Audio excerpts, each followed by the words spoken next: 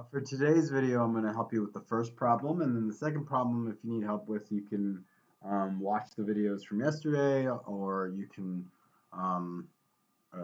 you can send me a message during office hours. The formula for throwing a baseball in the air is represented by h of t equals negative 16 t squared plus 12t plus 40. Again, in front of t squared is negative 16 because gravity, where h is the height of the ball in feet.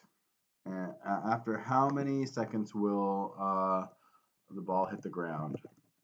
Okay, so remember what we talked about yesterday. It's either a roots problem, it's a vertex problem, or that's it, right? Or a y-intercept problem. So where h is the height of the ball in feet, after how many seconds will the ball hit the ground? And t is our, so a little hint here is if we're talking about how many seconds, that's t, and that's where the x is, so x-intercept, so this is a roots problem.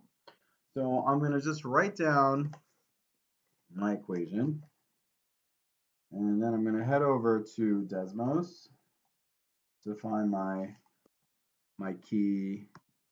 There we go. So www.desmos.com. Start graphing.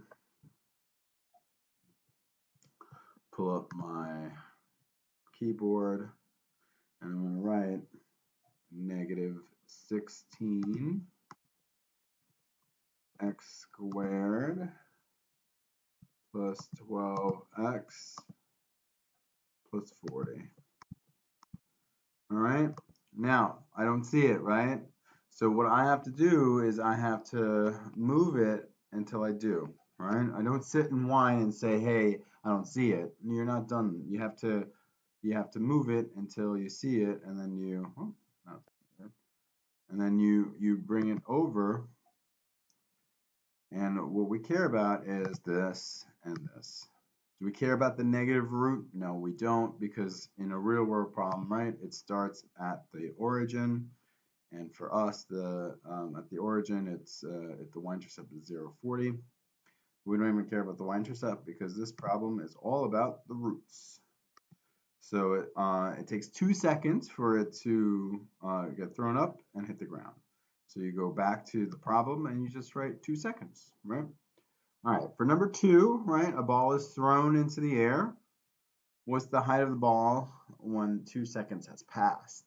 So it tells us what our t is, right? T is going to be 2. We just plug it in order to find out what that is, right? So you guys have to put that into your calculator and do that, all right? But number 2, I want you to do on your own. I want to see if you know how to do it so I can figure out what kind of work to assign you guys next.